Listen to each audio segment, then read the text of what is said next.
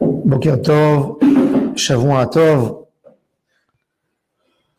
On va dire cette semaine, Bezrat Hashem, Parashat Vayikra.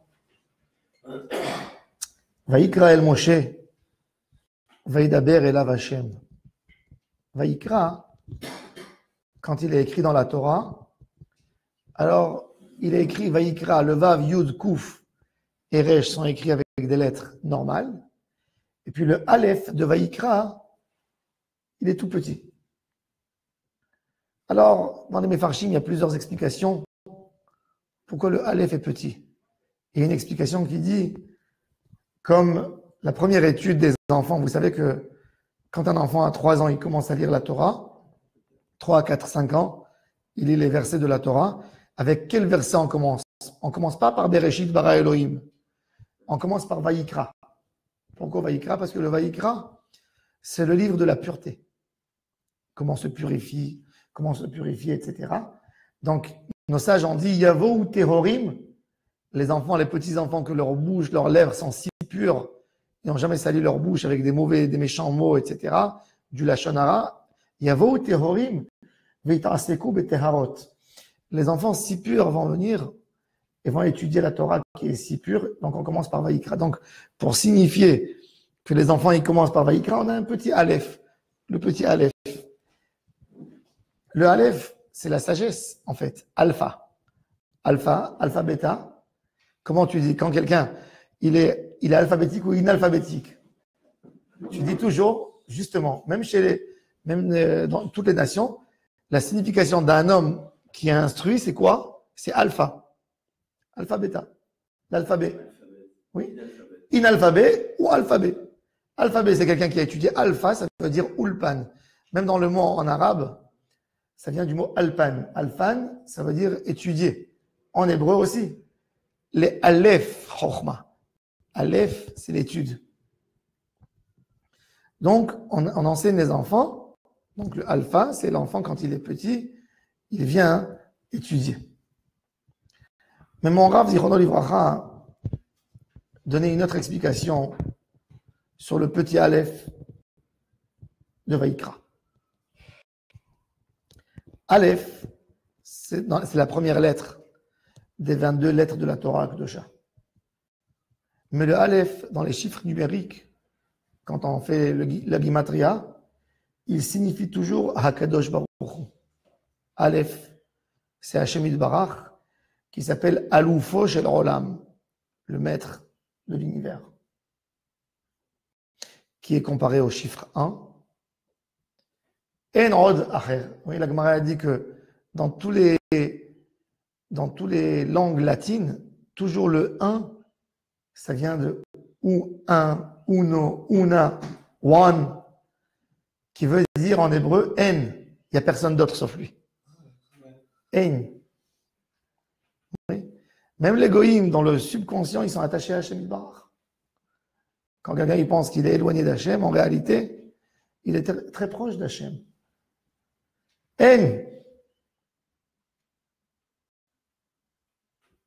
En od bilto ve'ef ezulato. Le Aleph, c'est Hashem Yitbarach. Le livre de Vayikra, c'est un livre de korbanot, sacrifice. Pourquoi tu as besoin? Le korban en hébreu, il a un autre nom, une autre signification que sacrifice en français. Sacrifier, c'est unir, donner quelque chose. Mais en hébreu, le sacrifice, il s'appelle korban. Korban, c'est se rapprocher. Quelqu'un s'est éloigné par sa faute et il a besoin de se rapprocher à Hashem Yitbarach. La Torah, elle vient nous dire la raison quand on s'est éloigné d'Hachem, c'est qu'Hachem n'était pas devant nous toujours.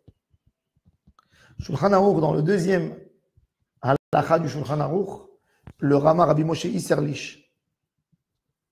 Il y a 2 auteurs dans le Shulchan Aruch, Rabbi Yosef Karo et Rabbi Moshe Isserlich. Rabbi Moshe Isserlich nous cite les paroles du Rambam dans le Guide des Égarés. Les paroles les plus connues dans Shulchan Aruch. Shiviti Adonai Lenegdi Tamid. C'est un verset de David Amelech. David Amelech, il a dit tout le temps, Akadosh Baruch Hu est devant mes yeux. Shiviti Adonai Lenegdi Tamid. Et le Rambam, dans le Guide des Agarais, il dit Huklal Gadol Batorah. C'est la plus grande règle de la Torah. Ou Baravodat Hatzadikim. Et dans le travail des tzadikim, Asheri Avdu Lifnei Elohim. Que les tzadikim servent le Créateur. Pourquoi? Ki en yeshivato shel Adam beveto ki yeshivato lifnei melech. Quand la personne il est assis chez lui, à la maison sur un fauteuil, il ne s'assoit pas de la même manière comme s'il était assis devant un roi. Ve'en diburo beveto ki diburo lifnei melech.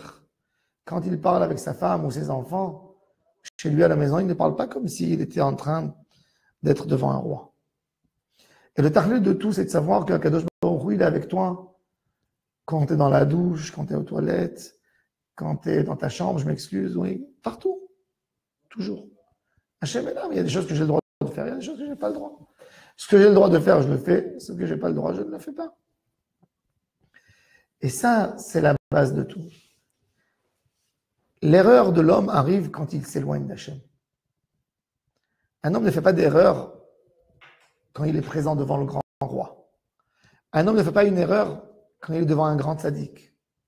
Fais attention. Il mesure ses mots, il mesure ses gestes, il mesure son comportement. Il fait attention dans tout.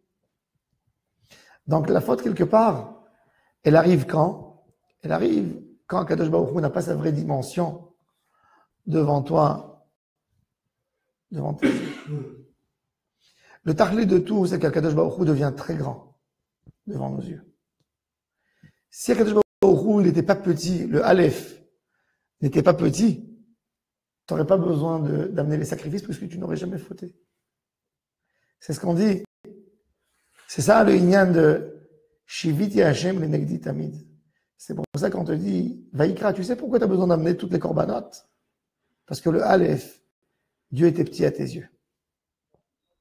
Dans le Chot Rosh Hashanah, le Rama Rabbi Moshe Isserlich amène une coutume des Juifs d'Ashkenaz qui s'est propagée en fin de compte dans toutes les communautés juives, même les communautés du Juif séfarades, de ne pas manger des noix Rosh Hashanah. On ne mange pas des noix. Aucune noix. Aucune noix qui a une écorce. Tout ce qui s'appelle le mot en hébreu égoz, on ne le mange pas. Pourquoi? Le Rama nous dit, parce que égoz, c'est le même chiffre numérique que chet. 17. Alors, les Mefarshim, sur place, ils posent la question, ils disent non, c'est pas vrai. Comment tu m'écris, toi, le Rama, que le chet, c'est 17? Comment on écrit le mot chet, la faute, en hébreu? Chet, tête, aleph. Égoz, aleph, gimel, vav, zayin. Le égoz, ça fait 17. Mais le chet, si tu calcules le chiffre numérique, ça fait 18, ça fait pas 17. 9, 8 et 1, ça fait 18. Alors le Taz, le Touré Zahav, un des commentateurs principaux du Shulchan Aruch, dit que quand j'entends le mot chet, j'entends pas le aleph. Tu dis pas chété. Tu dis chet. J'entends le chet et le tête. Ça fait 17. Mon Rav répondait une meilleure réponse. Il n'y a pas du quand tu fautes. Hein? Il n'y a pas du quand tu fautes. Oh, il y a fait mode. Il disait que dans le chet, il n'y a pas le aleph quand tu fautes. Le aleph, pourquoi j'appelle chet? Si j'écris chet, tête, aleph, pourquoi je ne le prononce pas? En hébreu, c'est pas comme en français que tu as le E à la fin de la phrase qui n'est pas prononcé. Tu dis une porte. Il y a un E à la fin. Mais je n'entends pas le E quand j'écris porte. Sauf si tu habites à Marseille. Hein? Oui. Il n'y a pas le E. Il n'y a pas le E. Mais si je voudrais écrire P-O-R-T, ça fera port. Ça fera pas porte. Oui. Mais en hébreu, il n'y a pas. Il n'y a pas des mots comme ça. Ça n'existe pas. C'est un des rares mots en hébreu qui a une dernière lettre qui n'est pas prononcée. Que je dis het, et il y a le aleph. Alors mon Rav disait, comme il dit, Rabbi Meir, il dit, le het, la grande faute, c'est que tu as oublié le aleph. Tu as oublié le aloufo shel olam. Tu as oublié Hashem Yitbarach. Le but de tout, c'est de remettre Hashem dans toutes nos actions. Mettre Hashem Yitbarach partout. Vaïkra.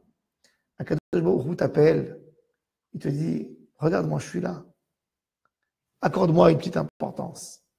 Que je sois là devant tes yeux, quand tu fais n'importe quelle action, ne pas tomber chas v'shalom dans les fautes, ne pas tomber dans l'erreur. Ça, c'est le tahlit de tout Sefer Vayikra. Vayikra, quand quelqu'un il est proche d'Hashem Yitbarach, il n'a pas besoin d'amener aucun sacrifice. Aucun. Et ça, on doit mettre devant nous, devant nos yeux. Hachem Yitbarach soit présent dans notre vie. Même si tu fautes, si Hachem Yitbarach il est là, tu peux espérer un tikkun. Quand Hachem n'est pas dans notre vie, même si on fait que des mitzvot, on est très loin d'Hachem. Toutes nos filotes doivent être autour de ça. Hachem Yitbarach soit présent dans ma vie. Sois présent. Quand Hachem est présent, on est sûr de faire un tikkun un jour. On est sûr d'arriver dans le Derech HaEmet, dans le Derech Hachem. Quand Hachem Yitbarach n'est pas présent, c'est là que tous les problèmes arrivent. Shenizke nous tous, Bezrat Hachem. Que Hachem Yitbarach soit présent dans notre vie, soit présent dans nos esprits. Et s'il est présent, il n'y a pas de faute, il n'y a pas d'erreur. Il y a une écoute totale dans Hachem Yitbarach. Hachem Yebezrenu, Advar Gvoshemo. Baruch Adonai Leolam. Amen, amen. Je vous souhaite à tous et à toutes une excellente journée.